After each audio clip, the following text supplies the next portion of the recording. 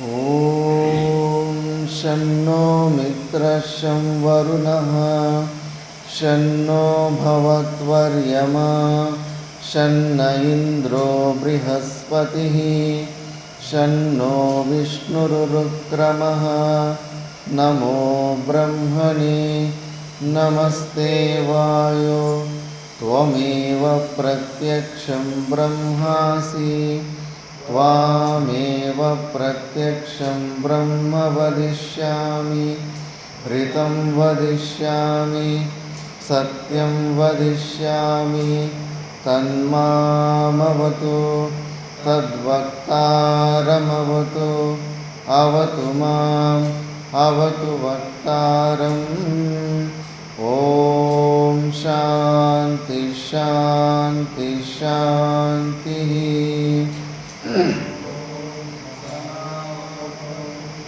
सहनौ भुनक्तु सह वीर्यं करवावहै तेजस्विनावधीतमस्तु मा विद्विषावहै।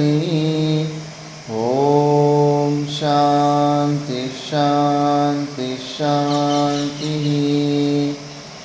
ॐ यश्चन्दसा वृषभो विश्वरूपः छन्दोऽव्योऽध्यमृतात् सम्बभूव समेन्द्रो मेधया स्पृणोतु अमृतस्य देवधारणो भूयासं शरीरं मे विचर्षणं जिह्वा मे मधुमत्तमा कर्णाभ्यां भूरिविश्रुवं ब्रह्मणकोशोऽसि मेधया पीतः श्रुतं मे गोपाय। ॐ शान्ति शान्ति शान्तिः।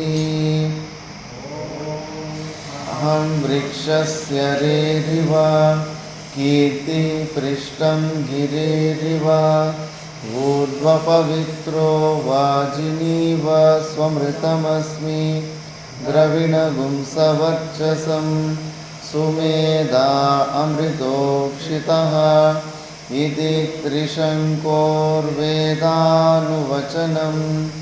ॐ शान्ति शान्ति शान्तिः।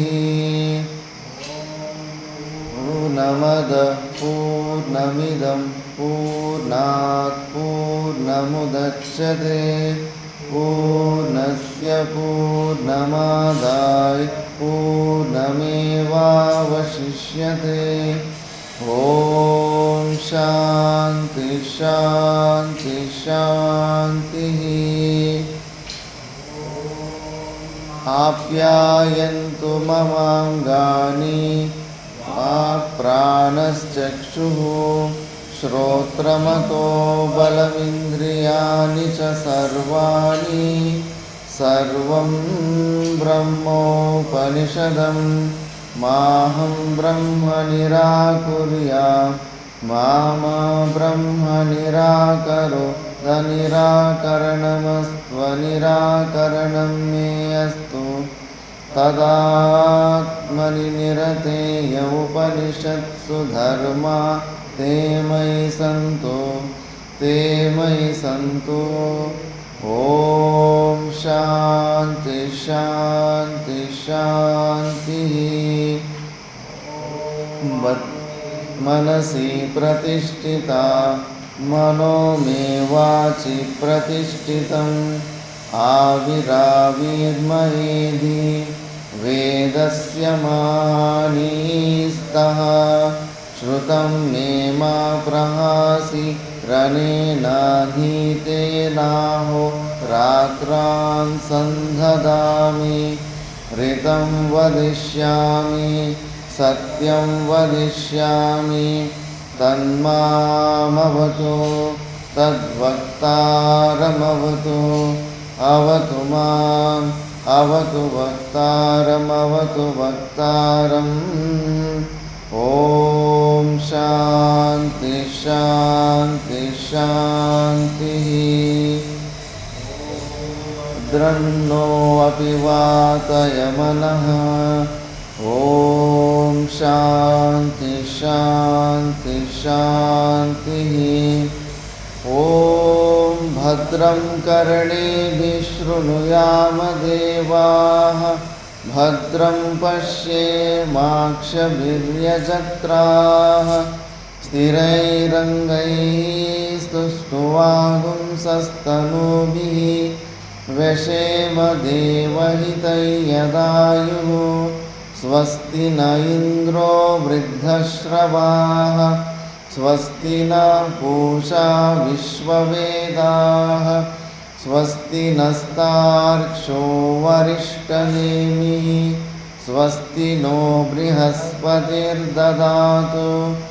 ॐ शान्ति शान्ति शान्तिः। यो ब्रह्माणं विदधाति पूर्वं यो वै वेदांश्च प्रहिणोति तस्मै तमहदेवमात्मबुद्धिप्रकाशं मुमुक्षुर्वै शरणमहं प्रपद्ये। ॐ शान्ति शान्ति शान्तिः। नमो ब्रह्मादिभ्यो ब्रह्मविद्यात् सम्प्रदायकर्तृभ्यो वंशर्षिभ्यो महद्भ्यो नमो गुरुभ्यः। सर्वोपप्लवरहितः प्रज्ञानगणः प्रत्यगर्तो ब्रह्मैवाहमस्मि ब्रह्मैवाहमस्मि। ॐ शान्ति शान्ति शान्तिः। ॐ नमो ब्रह्मादिभ्यो ब्रह्मविद्यात् सम्प्रदायकर्तृभ्यो वंशर्षिभ्यो महद्भ्यो नमो गुरुभ्यः। सर्वोपप्लवरहितः प्रज्ञानगणः प्रत्यगर्तो ब्रह्मैवाहमस्मि ब्रह्मैवाहमस्मि। ॐ शान्ति शान्ति शान्तिः। ॐ नारायणं पद्मभवं वसिष्ठं शक्तिं च तत्पुत्रपराशरं च व्यासं शुकं गौडपदं महान्तं गोविन्दयोगीन्द्रमतास्य शिष्यं श्रीशङ्कराचार्यमतास्य पद्मपादं च हस्तामलकं च शिष्यं तं तोटकं वार्तिककारमन्या नस्मद्गुरुन् सन्ततमानतोऽस्मि। ॐ शान्ति शान्ति शान्तिः। ॐ पार्थाय प्रतिबोधितां भगवता नारायणेन स्वयं व्यासेन ग्रथितां पुराणमुनिना मध्ये महाभारतम् अद्वैतामृतवर्षिणीं भगवतीम् अष्टादशाध्यायिनीम् अम्ब त्वामनुसन्दधामि भगवद्गीते भवद्वेषिणीम्। नमोऽस्तु ते व्यासविशालबुद्धे पुल्लारविन्दायतपत्रनेत्र येन त्वया भारततैलपूर्णः प्रज्वालितो ज्ञानमयप्रदीपः प्रपन्नपारिजाताय स्तोत्रवेत्रैकपाणये ज्ञानमुद्राय कृष्णाय गीतामृतदुहे नमः। वसुदेवसुतं देवं कंसचाणूरमर्दनं देवकी परमानन्दं कृष्णं वन्दे जगद्गुरुम् द्रोणतटा जयद्रथजला गान्धारनीलोत्पला शल्यग्राहवती कृपेण वहनी कर्णेन वेलाकुला अश्वत्थामविकर्णघोरमकरा दुर्योधनावर्तिनी सोत्तीर्णा खलु पाण्डवैरणनदी कैवर्तकः केशवः पाराशर्यवचः सरोजममलं गीतार्थगन्धोत्कटं नानाख्यानककेसरं हरिकथा सम्बोधनाबोधितं लोके सज्जनषट्पदैरहरः हे पीयमानं मुदा भूयात् भारतपङ्कजं कलिमल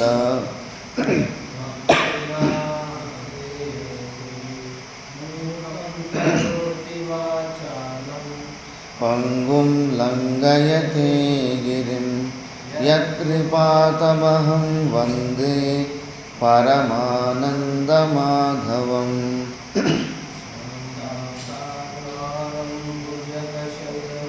पद्मनाभं सुरेशं विश्वाधारं गगनसदृशं मेघवर्णं शुभाङ्गं लक्ष्मीकान्तं कमलनयनं योगिहृध्यानगम्यं वन्दे विष्णुं भवभयहरं सर्वलोकैकनाथम्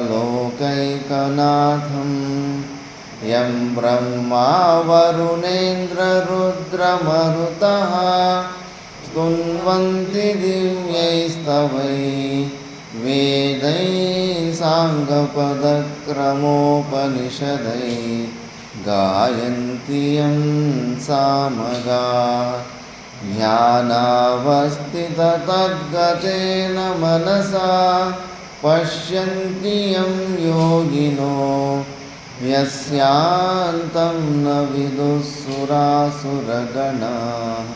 देवाय तस्मै नमः देवाय तस्मै नमः ॐ शान्ति शान्ति शान्तिः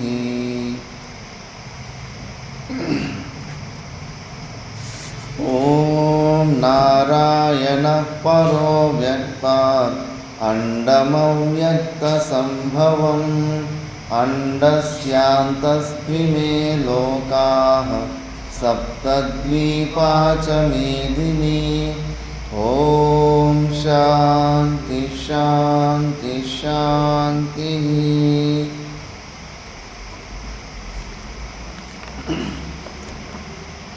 ನಾವು ಭಗವದ್ಗೀತೆಯ 2ನೇ ಅಧ್ಯಾಯ ಸಾಂಖ್ಯಯೋಗದ ಬಗ್ಗೆ ನಾವು ವಿಚಾರ ಮಾಡ್ತಿದ್ವಿ.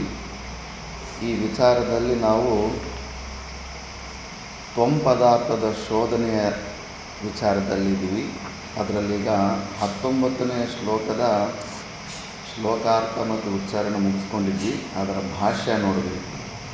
ಪೂರ್ವ ಶ್ಲೋಕದಲ್ಲಿ ಒಂದು ಮಾತು ಬಂದಿತ್ತು. ಶಾಸ್ತ್ರ ಕೃಷ್ಣ ಪರಮಾತ್ಮ ಅರ್ಜುನನನ್ನು ಯುದ್ಧ ಮಾಡುವಂಥ ಪ್ರೇರಣೆ ಕೊಟ್ಟಿಲ್ಲ. ಸುಮಾರು ಪ್ರಪಂಚದವರು, ಅನ್ಯ ಮತದವರು ರಾಂಗ್ ಇನ್ಸ್ಪಿರೇಷನ್ ತಗೊಂತಾರೆ. ನಾವು ನಮ್ಮ ಸನಾತನ ಧರ್ಮದಲ್ಲಿ ಅಹಿಂಸಕ್ಕೆ ತುಂಬ ಬೆಲೆ ಇದೆ. ಆದರೂ ಕೂಡ ಕೃಷ್ಣ ಪರಮಾತ್ಮ ಈ ಥರ ಕೇವಲ ಹಿಂಸೆಗೆ ಪ್ರವರ್ತನೆ ಮಾಡಿದ ನಂತರ ಮಿಸ್ಅಂಡರ್ಸ್ಟ್ಯಾಂಡಿಂಗ್ ಮಾಡ್ಕೊಂತ ಇಲ್ಲ. ಅಲ್ಲಿ ಅರ್ಜುನನು ಸ್ವಯಂ ಆಗಿ ತುಂಬ ಆಕ್ರೋಶದಿಂದ ಸ್ವಯಂ ಆಗಿ ಪಾಂಡವರು ಯುದ್ಧ ಮಾಡಬೇಕಂತ ನಿಶ್ಚಯ ಮಾಡಿದ್ದು ಅವರೇ. ಕೃಷ್ಣ ಪರಮಾತ್ಮ ಯಾವತ್ತೂ ಹೇಳಿಲ್ಲ ನೀವು ಯುದ್ಧ ಮಾಡಬೇಕು ಅಂತ. ಅರ್ಜುನ ಸ್ವಯಂ ಆಗಿ ತಾನು ಪ್ರವೃತ್ತನಾಗಿದ್ದ. ಅಲ್ಲಿ ಮತ್ತೆ ಭೀಷ್ಮ ದ್ರೋಣಾದಿಗಳನ್ನು ನೋಡಿಬಿಟ್ಟು ಶೋಕಮೋಹಾದಿಗಳಲ್ಲಿ ಸಿಕ್ಕಾಕೊಂಡಿದ್ದ. ನಮ್ಮವರು ನಾನು ನಮ್ಮವರು ಅನ್ನೋ ಒಂದು ಭಾವನೆ ಏನು ಬಂತು, ಆ ಮೋಹ ಅದು ಮಧ್ಯದಲ್ಲಿ ವಿಘ್ನ ರೂಪದಲ್ಲಿ ಬಂದಿತ್ತು. ಕೃಷ್ಣ ಪರಮಾತ್ಮ ಕೇವಲ ಆ ಮೋಹ ನಿವೃತ್ತಿಯನ್ನು ಮಾಡಿಸ್ದ, ಯಥಾರ್ಥ ಜ್ಞಾನವನ್ನು ಕೊಟ್ಬಿಟ್ಟು ಅಷ್ಟೇ ಹೊರತು ಫೋರ್ಸ್ಫುಲ್ಲಾಗಿ ಏನು ಮಾಡಂತೇಳಿಲ್ಲ. ಶಾಸ್ತ್ರ, ಪರಮಾತ್ಮ, ಗುರುಗಳು ತಾವು ಸ್ವತಂತ್ರವಾಗಿರ್ತಾರೆ, ಶಿಷ್ಯರನ್ನು ಕೂಡ ಅಷ್ಟೇ, ಕೇವಲ ರಿವೀಲಿಂಗ್ ಅಷ್ಟೇ, ಯಥಾರ್ಥವಾದ ವಿಷಯವನ್ನು ಹೇಳೋ ತನಕನೇ ಅವರಷ್ಟೇ. ಮತ್ತು ಆಪ್ಷನಲ್ ಕಂಪಲ್ಸರಿ ಕೊಡ್ತಾರೆ ಅಂತ ತಿಳ್ಕೊಂಡ್ವಿ. ಮತ್ತು ಇದೇ ಮಾತನ್ನು ಪ್ರಾಮಾಣಿಕವಾಗಿ ಎಷ್ಟೋ ಉಪನಿಷತ್ತುಗಳು ಹೇಳ್ತಾ ಇದ್ದಾವೆ ಆತ್ಮದ ವಿಷಯದಲ್ಲಿ. ಆತ್ಮ ಕೂಡ, ನಮ್ಮ ಸ್ವರೂಪ ಕೂಡ ಹೆಂಗೆ ಶಾಸ್ತ್ರ ಇದೆಯೋ ಅದೇ ಥರ ನಮ್ಮ ಆತ್ಮ ಕೂಡ ಉದಾಸೀನವಾಗಿ ಇರುತ್ತೆ, ಇನ್ವಾಲ್ವ್ಮೆಂಟ್ ಇರೋದಿಲ್ಲ. ಅದಕ್ಕೆ ಸುಖ ದುಃಖ, ಜೀವಿಗಳ ಸುಖ ದುಃಖಗಳಿಗೆ ಪರಮಾತ್ಮನ ನಾವು ಕೇಳೋಂಗಿಲ್ಲ. ಸುಮಾರು ಜನ ಮೂರ್ಖರು ಬೈಕೊಂತ ಇರ್ತಾರೆ. ಆ ಪರಮಾತ್ಮನಿಗೆ ನಮ್ಮ ಜೀವನದ ಮೇಲೆ ಏನು ಅಧಿಕಾರ ಇದೆ? ನಮ್ಮನ್ನೆಲ್ಲ ಈ ಸೃಷ್ಟಿಯನ್ನೆಲ್ಲ ಹುಟ್ಟಿಸಿಬಿಟ್ಟು ನಮಗೆ ಈ ಘೋರವಾದ ಈ ದುಃಖದಲ್ಲಿ ಮುಡಿಸಿಬಿಟ್ಟಿದ್ದಾನೆ. ಆ ಬೆಕ್ಕಗೆ ಚೆಲ್ಲಾಟ, ಇಲ್ಲಿಗೆ ಪ್ರಾಣ ಸಂಕಟ ಅಂದಂಗೆ ಅಂತ ಈ ಥರ ವಿಪರೀತವಾಗಿ ಬೈಕೊಳ್ತಾ ಇರ್ತಾರೆ. ಆದರೆ ಪರಮಾತ್ಮ ಕೂಡ ಈ ಜೀವಿಗಳ ಸುಖ ದುಃಖಗಳಿಗೆ ಯಾವುದಕ್ಕೂ ಯಾವತ್ತೂ ಪ್ರೇರಣೆ ಕೊಟ್ಟಿಲ್ಲ, ಯಾವುದಕ್ಕೂ ಆ ರೆಸ್ಪಾನ್ಸಿಬಿಲಿಟಿ ಆ ಪರಮಾತ್ಮನ ಮೇಲೆ ಹೋಗೋದಿಲ್ಲ. ಏನಿದ್ರೂ ನಾವು ಮಾಡಿಕೊಂಡು ಪೂರ್ವಜರಂಥ ಕರ್ಮಕ್ಕೆ ಅನುಸಾರವಾಗಿ ನಾವು ಅನುಭವಿಸ್ತಾ ಇದ್ದೀವಿ. ಪರಮಾತ್ಮ ಕೂಡ ಉದಾಸೀನ, ತಟಸ್ಥವಾಗಿ ಇರ್ತಾನೆ ಅನ್ನೋದಕ್ಕೆ ಶ್ರುತಿ ಪ್ರಮಾಣಗಳು ಕಂಟಿನ್ಯೂಸ್ ಆಗಿ ಬರ್ತಾ ಇರ್ತವೆ. ಅದಕ್ಕಂತಾರೆ ಆತ್ಮನ ಹನನಕರ್ತ, ಅಂದರೆ ಕೊಳ್ಳುವವನು ಅನ್ನೋ ಒಂದು ಏನು ಆರೋಪ ಮಾಡ್ತೀವಿ ಅದು ಕೂಡ ತಪ್ಪು. ಮತ್ತು ನನ್ನ ಆತ್ಮನ್ನು ಅವನು ಕೊಂದು ಬಿಡ್ತಾನೆ ಅನ್ನೋ ಭಾವನೆ ಕೂಡ ಏನು ಮನಸ್ಸಲ್ಲಿರುತ್ತೋ ಅದು ಕೂಡ ರಾಂಗ್ ನೋಷನ್ನೇ. ಅದಕ್ಕೆ ಇವನು ಭರ್ಬರಿಕ ಮಹಾಭಾರತ ಯುದ್ಧದಲ್ಲಿ ಲಾಸ್ಟಲ್ಲಿ ಅವನಿಗೆ ದಿವ್ಯ ಚಕ್ಷು ಬಂದುಬಿಟ್ಟಿರುತ್ತೆ. ಆ ದಿವ್ಯ ಚಕ್ಷುಯಿಂದ ನೋಡಿದಾಗ ಮಹಾಭಾರತ ಯುದ್ಧದಲ್ಲಿ ಏನು ಲಾಸ್ಟಲ್ಲೆಲ್ಲ ಪಾಂಡವರು ಅರ್ಜುನಿಗೆ ಅವ್ರಿಗೊಂದು ಸ್ವಾಭಿಮಾನ ಬಂದ್ಬಿಟ್ಟಿತ್ತು. ಏನು ಮೊಮ್ಮಗ ನೀನೆಲ್ಲ ನೋಡಿದಂತಲ್ಲ ಮಹಾಭಾರತ ಯುದ್ಧದಲ್ಲಿ ಹೆಂಗಿತ್ತು ನಮ್ಮ ಪರಾಕ್ರಮ ಅಂತ ಕೇಳ್ತಾನೆ ಅರ್ಜುನ. ಏನು ಪರಾಕ್ರಮ? ನೀವೇನು ಮಾಡಿದ್ರು? ನನಗೆ ಮಾತ್ರ ಸುದರ್ಶನ ಚಕ್ರನ ಎಲ್ಲಿ ನೋಡಿದ್ರು ಅಲ್ಲಿ ಸುದರ್ಶನ ಚಕ್ರ ಮತ್ತು ಶಿವಧನುಸ್ಸೇ ಕಾಣಿಸ್ತಾ ಇತ್ತು ಅಷ್ಟೇ ಹೊರತು ನಿಮ್ಗೆ ಯಾರ್ದು ಏನು ಕಾಣಿಸ್ಲೇ ಇಲ್ಲ ಅನ್ನೋದು. ಅಂದರೆ ಇವನು ಅನ್ನೆಸೆಸರಿಯಾಗಿ ನಾನು ಮಾಡಿದ್ದೀನಿ ಅಂತ ಅಂದ್ಕೊಂಡ್ಬಿಡ್ತಾ ಇದ್ದಾರೆ. ನಾವು ಜೀವಿಗಳು ಎಂಥ ಅಹಂಕಾರ, ನಾನು ಕಷ್ಟಪಟ್ಟರೆ ನಾನು ಬದುಕ್ತಾ ಇದ್ದೀನಿ ಅನ್ನೋ ಒಂದು ಏನು ಪರಮಾತ್ಮ. ನೀನು ಭೂಮಿಯಲ್ಲಿ ಬೀಜ ಹಾಕೋ ತನಕ ನೀನೇನು ಕರ್ತೃತ್ವ ಇರ್ಬೋದು, ಹಾಕಿರೋ ಬೀಜ ಅದು ಮೊಳಕೆಯಾಗಿ ಹೊರಗಡೆ ಬರಬೇಕಂದ್ರೆ ನಿನ್ನ ಕೈಯಲ್ಲಿ ಇದೆಯಾ? ನೀವು ಬೋರ್ವೆಲ್ ಹಾಕ್ಕೋಬೋದು, ನೀರು ಕಟ್ಬೋದು, ಆ ಮೊಳಕೆ ಇಲ್ಲ, ಆ ಸಾಮರ್ಥ್ಯ, ಆ ಪೊಟೆನ್ಸ್ ಇಲ್ಲ ಅಂದರೆ ಅದು ಒಳಗಡೆನೇ ಅಲ್ಲಿ ಕೆಟ್ಟೋಗ್ಬಿಡುತ್ತೆ. ಪ್ರತಿಯೊಂದು ಸುಮ್ಮನೆ ಅನ್ನೆಸೆಸರಿಯಾಗಿ ನಾವು ಕ್ರೆಡಿಟ್ ತೊಗೊಂಡ್ಬಿಡ್ತೀವಿ. ನಾನು ಅನ್ನೋದು ಏನು ಇಲ್ಲವೇ ಇಲ್ಲ. ಹೆಂಗೆ ಬೇರೆಯವ್ರ ಭೂಮಿನ ಕಬ್ಜಾ ಮಾಡ್ತಾರಲ್ಲ, ಹಂಗೆ ನಾವು ಈ ಪಾಂಚಭೌತಿಕವಾದ ಶರೀರದಲ್ಲಿ ಪರಮಾತ್ಮನ ತತ್ವದಲ್ಲಿ ನಾವು ಕಬ್ಜಾ ಮಾಡಿಕೊಂಡು ನಾನು ಅಂತ ಕ್ರೆಡಿಟ್ ತಗೊಳ್ತಾ ಇರ್ತೀವಿ. ಅಹಂಕಾರ, ಅದು ಭಯಂಕರವಾದ ಅಹಂಕಾರ. ಅದೇ ಆದ್ದರಿಂದ ಅವೆಲ್ಲ ತೊಡಗಿಸೋದಕ್ಕಿದೆ. ಪದಾರ್ಥ ಶೋಧನೆ ನಡೀತಾ ಇದೆ.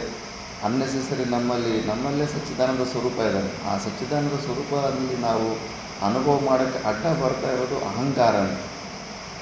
ರಮಣ ಮಹರ್ಷಿ ಹತ್ರ ಒಬ್ಬ ವಿದೇಶಿ ಮಹಿಳೆ, ಗುರುಗಳೇ ನಿಮ್ಮ ಕೃಪೆ ನನ್ನ ಮೇಲೆ ಸದಾ ಇರಬೇಕು ಅಂತ ಕೇಳ್ತಾರೆ.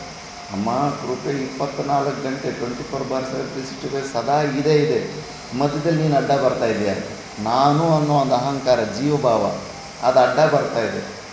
ಏನಕ್ಕೇನೋ ಪ್ರಕರಣ ಅದು ನೀನು ಸೈಲೆಂಟ್ ಮಾಡ್ಕೊಬಿಟ್ರೆ ಸಾಕು. ಗುರು ಕೃಪೆ, ಪರಮಾತ್ಮ ಕೃಪೆ ಅವೆಲ್ಲ ಬೇರೆ ಬೇರೆ ಶಬ್ದಗಳು ಬೇರೆ ಅಷ್ಟೇ, ವಸ್ತು ಒಂದೇ. ಅದು ಸದಾ ಕಂಟಿನ್ಯೂಸ್ ಆಗಿದ್ದೇ ಇದೆ. ಅದು ಆ ಕೃಪೆ ಕೇವಲ ಅಜ್ಞಾನದ ಆವರಣೆ, ನಮ್ಮ ಸ್ವರೂಪದ ಅಜ್ಞಾನದ ಆವರಣೆ ಮುಚ್ಕೊಂಡ್ಬಿಟ್ಟಿದೆ. ಆ ತೆಕ್ಕೊಳ್ಳೋ ಪ್ರಯತ್ನದಲ್ಲಿ ಏನಾದರೂ ಪರಿಶ್ರಮ ಇದೆ ಅಷ್ಟೇ ಹೊರತು, ಇಲ್ಲ ಅಂದರೆ ನಾವು ಹುಡುಕ್ತಾ ಇರೋ ವಸ್ತು, ಹೊಂದಬೇಕಾದಂಥ ವಸ್ತು, ಆ ಅಲ್ಟಿಮೇಟ್ ಹ್ಯಾಪಿನೆಸ್, ಪರಮಾನಂದ ವಸ್ತು ಸಂಪೂರ್ಣವಾಗಿ ಪೂರ್ಣಮದಃ ಪೂರ್ಣಮಿದಂ ಎಲ್ಲ ಡೈಮೆನ್ಷನ್ಸಲ್ಲೂ 360 ಡಿಗ್ರಿನಲ್ಲೂ ಕೂಡ ಅದು ಸಂಪೂರ್ಣವಾಗಿ ನಮ್ಮ ಹತ್ರ ಇದೆ. ಅದು ಕೇವಲ ಈ ಮನಸ್ಸು ಬುದ್ಧಿಗಳ ಮಧ್ಯದಲ್ಲಿ ಅಡ್ಡ ಬಂದುಬಿಟ್ಟು ನಮ್ಮ ಸಂಪತ್ತನ್ನು, ನಮ್ಮ ನಿಜ ಸ್ವರೂಪವನ್ನು ನಾವು ಅನುಭವಕ್ಕೆ ಮಾಡದೆ ಅಡ್ಡ ಬರ್ತಾಯಿದೆ. ಮತ್ತು ಅಡ್ಡ ಬರ್ತಾ ಇರೋನು ತೊಡಗಿಸ್ಕೋಬೇಕಲ್ಲ.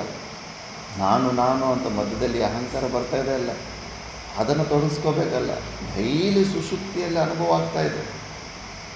ಮನಸ್ಸು ಬುದ್ಧಿಗಳು ಈ ಶರೀರದ ಜೊತೆ ಯಾವಾಗ ನಾವು ಕನೆಕ್ಷನ್ನು ಕಟ್ ಮಾಡಿಕೊಂಡು ಎಲ್ಲಿ ದುಃಖ, ಡೀಪ್ ಸ್ಲೀಪ್ನಲ್ಲಿ ಎಲ್ಲಿ ದುಃಖ ಇದೆ, ಸಮಸ್ಯೆ ಎಲ್ಲಿದೆ, ಪ್ರಾಬ್ಲಮ್ಸ್ ಏನಿದೆ, ಅಟ್ಲೀಸ್ಟ್ ಅಲ್ಲಿ ಏನಾದರೂ ಇಲ್ಲ ನಾನು ಆತ್ಮಾನುಭೂತಿಯನ್ನು ಹೊಂದ್ಬೇಕನ್ನೋ ಏನಾದರೂ ಪ್ರಯತ್ನ ಇದೆಯಾ, ಒಂದು ಸಿಂಗಲ್ ಥಾಟ್ ಇದೆಯಾ, ಸುಷುಪ್ತಿ ಅವಸ್ಥೆ ಮುಗೀತು. ಕೇಳ್ಕತ್ತಮ್ ದುಃಖಾನ್ ಬಂದ್. ಯಾವಾಗ ಮುಗೀತು ಕೆಲಸ? ಈ ಶರೀರದ ಜೊತೆ ಸಂಬಂಧ ಇಟ್ಕೊಳ್ಳೋ ಮನಸ್ಸು ಬುದ್ಧಿ ಇವುಗಳನ್ನು ಮುಗಿಸ್ಕೊಂಡ್ಬಿಟ್ರೆಗಿನ ಕೇಳ್ಕತ್ತಮ್ ದುಃಖಾನ್ ಬಂದ್. ಇಷ್ಟೇ ನಾವು ಮಾಡ್ತಾ ಇರೋ ಪ್ರಯತ್ನ ಎಲ್ಲ ಕೂಡ ನಮಗೆ ಮೋಸ ಮಾಡ್ತಾ ಇರೋ ಈ ಅಹಂಕಾರ ಬುದ್ಧಿಗಳು ಮಧ್ಯದಲ್ಲಿ ಅವಕ್ಕೆ ಏನೂ ಅಸ್ತಿತ್ವವೇ ಇಲ್ಲ. ಆದರೂ ಕೂಡ ನಮ್ಮನ್ನು ಗಟ್ಟಿಗಿಟ್ಕೊಂಡು ಭೂತ ಆರೋಹಿತ ಆದಂಗೆ ಈ ಅಹಂಭಾವಗಳು ನಮ್ಮನ್ನು ಆರೋಹಿತವಾಗಿ ಗಟ್ಟಿಗಿಟ್ಕೊಂಡ್ಬಿಟ್ಟು, ಇಲ್ಲ ಅಂದರೆ ನಮ್ಮ ಸ್ವರೂಪ ಡೈಲಿ ಪ್ರತಿದಿನ ಸಾಯಂಕಾಲ ನಿದ್ದೆಯಲ್ಲಿ ಪರಮಾನಂದ ಅನುಭೂತಿಯಿಂದಲೇ ನಾವು ಹೊರಗಡೆ ಬರ್ತಾಯಿದ್ದೀವಿ. ಇಷ್ಟೇ ಯುಕ್ತಿ. ಈ ಯುಕ್ತಿನ ತಿಳ್ಕೊಂಬಿಟ್ಟಿದ್ರೆ ಅಂತೇಳಿ ನಿನ್ನ ಕೈಯಲ್ಲಿ ಎಷ್ಟು ಸಾಧ್ಯ ಆಗುತ್ತೋ ಮನಸ್ಸು ಬುದ್ಧಿಗಳನ್ನು, ಈ ಶರೀರದ ಜೊತೆ ಸಂಬಂಧ ಕೇವಲ ಮನಸ್ಸು ಬುದ್ಧಿಗಳಿಂದಲೇ ಆಗ್ತಾ ಇರೋದು.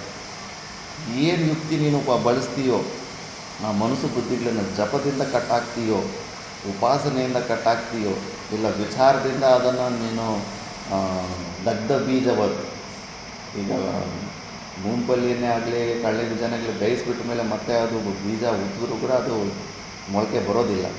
ಆ ಥರ ಮನಸ್ಸು ಬುದ್ಧಿಗಳು ಇದ್ದರೂ ಕೂಡ ಶಾಸ್ತ್ರ ಮತ್ತು ಆಚಾರದಿಂದ ಸಂಸ್ಕೃತವಾದ ಮನಸ್ಸಿನಿಂದ ಅದರಲ್ಲಿರೋ ಪೊಟೆನ್ಸಿಯನ್ನು ನೀನು ಸಾಯಿಸ್ಕೊಂಡ್ಬಿಟ್ರೆ, ಈಗ ಬುದ್ಧಿ ಮನಸ್ಸಿನಲ್ಲಿ ಜೀವಭಾವಕ್ಕೆ ಫುಲ್ಲು ಪೊಟೆನ್ಸಿ ಇದೆ, ಹಂಗೆ ಅಂಕುರ ಬಂದುಬಿಡುತ್ತೆ, ಮತ್ತು ಜನ್ಮಗಳಿಗೆ ಪುನಾದಿ ಆಗಿಬಿಡುತ್ತೆ. ಆ ಬೀಜನ ಈಗ ಬೇಯಿಸ್ಕೋಬೇಕು, ಮನಸ್ಸು ಬುದ್ಧಿಗಳನ್ನ ಚೆನ್ನಾಗಿ ಫ್ರೈ ಮಾಡಿಬಿಡಬೇಕು. ಫ್ರೈ ಮಾಡ್ಕೊಂಡ್ಬಿಟ್ರೆಗೇನ ಆ ಬುದ್ಧಿಗಳಿದ್ದರೂ ಕೂಡ ಮತ್ತೆ ಅದು ಅಂಕುರ, ಜೀವಭಾವದ ಅಂಕುರನ ಉತ್ಪನ್ನ ಮಾಡೋದಿಲ್ಲ. ಇಷ್ಟೇ ನಾವು ಮಾಡ್ತಾ ಇರೋ ಪ್ರಯತ್ನ ಎಲ್ಲ ಆ ಮನಸ್ಸು ಬುದ್ಧಿಗಳ ಮಾತು ನಂಬುದಿರ ಶಾಸ್ತ್ರ ಮತ್ತು ಆಚಾರದಿಂದ ಸಂಸ್ಕೃತವಾದ ಅದೇ ಮನಸ್ಸಿನಲ್ಲೇ ಅದರಲ್ಲಿರೋ ಪೊಟೆನ್ಸಿನ ಸಾಯಿಸ್ಕೊಂಡ್ಬಿಡ್ಬೇಕು, ಫ್ರೈ ಮಾಡಿಬಿಡ್ಬೇಕು ಅಷ್ಟೇ. ಕಳ್ಳೆ ಬೀಜನ ಚೆನ್ನಾಗಿ ಫ್ರೈ ಮಾಡಿಬಿಟ್ರೆ ಮತ್ತೆ ಅದು ಅಂಕುರ ಬರೋ ಸಾಮರ್ಥ್ಯನ ಕಳ್ಕೊಂಡ್ಬಿಡ್ತೀವಿ. ಅದು ಹೇಗೆ ಸಾಧ್ಯ ಅಂದರೆ ಕೇವಲ ಶ್ರವಣದ ಪಾತ್ರ. ಮಹಾ ಪುರುಷರು ಚೋಟಾ ಮಹಾರಾಜ್ ಅಂತ ಅವರು ಕಾಶಿನಲ್ಲಿ ಒಂದು 20 ವರ್ಷ ಅಧ್ಯಯನ, ಕೈಲಾಸಾಶ್ರಮದಲ್ಲಿ ಅಲ್ಲೇನೂ ಬೇಗ ಸಮಾಧಿಸ್ತಿ ಆಗೋದು. ಆ ಶ್ರವಣದ ಫಲದಲ್ಲಿ ಎಂತಹ ಮಹತ್ ಫಲವಿದೆ. ಬಡೆ ಮಹಾರಾಜ್ ಕೈಲಾಸಾಶ್ರಮದಲ್ಲಿ ಸುಮಾರು ಒಂದು 300-400 ಜನಕ್ಕೆ ಪಾಠ ಕಲಿಸ್ಕೊಟ್ಟಿರ್ತಾರೆ. ತುಂಬ ಹೆಚ್ಚು ಪಾಠ ಕಲಿಸ್ಕೊಟ್ರು ಹಿಸ್ಟ್ರಿಯಲ್ಲಿ ಅವ್ರದ್ದೇ ಇದೆ. ಅವ್ರ ಹತ್ರ ಓದ್ದವರೆಲ್ಲ ಮತ್ತೆ ಜೀವನ್ಮುಕ್ತ ಪುರುಷರಾಗ್ಬಿಟ್ಟಿದ್ದಾರೆ. ಚೋಟಾ ಮಹಾರಾಜ್ ಫಸ್ಟು ಸಮಾಧಿ ಸ್ಥಿತಿಗೆ ಹೋದ್ಮೇಲೆ ಒಬ್ಬರಿಂದ ಒಬ್ಬರು ಅವ್ರ ಹತ್ರ ಓದ್ದವರೆಲ್ಲ ಜೀವನ್ಮುಕ್ತ ಪುರುಷರಾಗ್ಬಿಟ್ಟಿದ್ದಾರೆ. ಅಂಥವರು 50 ವರ್ಷ ಶಾಸ್ತ್ರದ ಆಲಂಬನೆ ಇಟ್ಕೊಂಡಿದ್ದಾರೆ. ನಮ್ಮ ಮನಸ್ಸು ಶಾಸ್ತ್ರದಿಂದ ವಿಮುಖ ಯಾಕಾಗುತ್ತೆ ಗೊತ್ತಾ? ಮನಸ್ಸಿಗೆ ಪೆಟ್ಟು ಬೀಳ್ತಾ ಇದೆ ಇದರ ಮೇಲೆ. ಅದಕ್ಕೆ ಈ ಶ್ರವಣ ಮನನದಿಂದ ಅದರ ಮೇಲೆ ಡೈಲಿ ಪೆಟ್ಟು ಬೀಳ್ತಾ ಇದೆ. ಅದಕ್ಕೆ ಅದು ಏನಕ್ಕೇನೋ ಪ್ರಕಾರನ ಇವನು ನನ್ನನ್ನೇ ಸಾಯಿಸ್ಬಿಡ್ತಾ ಇದ್ದಾನೆ ಅಂದ್ಬಿಟ್ಟು ಆ ಕಡೆ ಈ ಕಡೆ ಬುದ್ಧಿನ ತಿರ್ಸ್ಬಿಡ್ತಾ ಇರುತ್ತೆ. ಇದೇ ಸಾಧನೆಯಿಂದನೇ ಈ ಸಾಧನೆ ಮಾಡ್ಕೊತ ಹೋಗ್ತಾ ಇದ್ರಿಗೆ ಅದು ಸತ್ತ ಬೀಜ ಥರ ಆಗಿಬಿಡುತ್ತೆ ಮತ್ತೆ ಮನಸ್ಸು. ಮತ್ತು ಏನು ಮಾಡೋಕ್ಕಾಗಲ್ಲ. ನಮ್ಮ ನಿಜ ಆನಂದ ಏನು ನಮ್ಮ ಸ್ವರೂಪ ಇತ್ತು ಅದು ನಮ್ಮ ಸ್ವಂತ ಆಗಿಬಿಡುತ್ತೆ.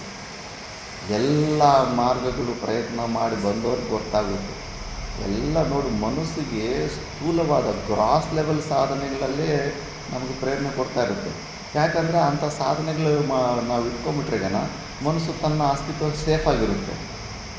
ಶ್ರವಣ ಸಾಧನೆ ಮಾತ್ರ ಅದು ರಿಜೆಕ್ಟ್ ಮಾಡ್ತಾ ಇರುತ್ತೆ. ಮುಮುಕ್ಷುಗಳಿಗೆ ಅರ್ಥ ಆಗ್ತಾ ಇಲ್ಲ ಮನಸ್ಸಿಗೆ ಯಾಕಿದು ಇಷ್ಟ ಆಗ್ತಾ ಇಲ್ಲ. ಯಾಕಂದರೆ ಅದನ್ನು ಸಾಯಿಸೋದಿದ್ದು, ಮನಸ್ಸನ್ನೇ ಸಾಯಿಸೋ ಅಂಥ ಸಾಧನೆ ಇದು. ಈ ಸಾಧನೆಯಲ್ಲೇ ಅದು ಆಸಕ್ತಿನ ಕಳ್ಕೊಂಡ್ಬಿಟ್ಟು ಬೇರೆ ಸೈಡ್ ಟ್ರ್ಯಾಕ್ ಹೋಗ್ಬೇಕಂತ ಅನಿಸ್ತಾ ಇರುತ್ತೆ. ನಾವೇ ಆಗಲಿ ಸಾಮಾನ್ಯವಾಗಿ ನಮಗೆ ಎಲ್ಲಿ ಅನುಕೂಲತೆ ಇರುತ್ತೆ ಅಲ್ಲಿ ಜಾಸ್ತಿ ದಿವಸ ಇರಬೇಕು ಅನ್ಕೊತೀವಿ.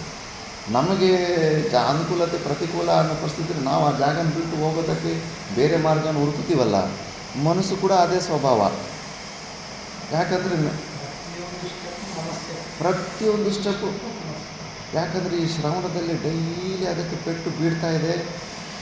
ಎಂಥ ಪೆಟ್ಟು ಬೀಳ್ತಾ ಇದೆ ಅಂದರೆ ಅದು ಸುಸ್ತಾಗ್ಬಿಟ್ಟು ಇದನ್ನು ಹಿಂಗೆ ಕಂಟಿನ್ಯೂ ಮಾಡಿಬಿಟ್ಟು ನನ್ನ ಅಸ್ತಿತ್ವ ಹೊಟ್ಟೋಗ್ಬಿಡುತ್ತೆ ಅಂದ್ಬಿಟ್ಟು ಬೇರೆ ಮಾರ್ಗಗಳಿಗೆ ಪ್ರೇರಣೆ ಕೊಡ್ತಾ ಇರುತ್ತೆ. ಈ ವಿಷಯ ನಾವು ತಿಳ್ಕೊಳ್ಳೋದಿಲ್ಲ. ಯುದ್ಧ ಮಾಡಿದ್ರೆ ಸಿಂಹ ಜೊತೆ ಯುದ್ಧ ಮಾಡಬೇಕು. ನಾನು ಹೇಳ್ದಲ್ಲ, ಒಬ್ಬ ಸಾಧು ಪರಿಚಯದ ಸಾಧು ಗಂಗೋತ್ರಿಗೆ ಹೋಗ್ಬಿಟ್ಟಿದ್ದನು, ಜಪಮಾಲೆ ಕೂಡ ಇರಲಿಲ್ಲ ಅಂತ, ಅದರ ಕೈಯಲ್ಲೇ ಜಪ ಮಾಡ್ಕೊಂಡು ಲೆಕ್ಕ ಇಟ್ಕೊತಾ ಇದ್ದಾನೆ. ಹಿಂದ್ಗಡೆಯಿಂದ ಒಬ್ಬ ಜಟಾಧಾರಿ ಬಂದ್ಬಿಟ್ಟು ಒಂದು ಬೆನ್ನ ಮೇಲೆ ಖಪ್ ಅಂತ ಬಡ್ದಂತೆ. ಹೆದರ್ಕೊಂಡ್ಬಿಟ್ನಂತೆ. ಆ ಜಠ ವಿಕಾರ ಭಯಂಕರ ಇರ್ತಲ್ಲ, ಈ ಪ್ರದೇಶದಲ್ಲಿ ಯಾರು ಇಲ್ಲದೆ ಇರೋ ಪ್ರದೇಶದಲ್ಲಿ ಯಾರು ಅಂತ. ಒಂದೇ ಮಾತಂದರೆ, ಏ महात्मा, ये उंगली गिंगली यहाँ नहीं चलेगा, ये सब साधना अब नीचे जाके करके आओ.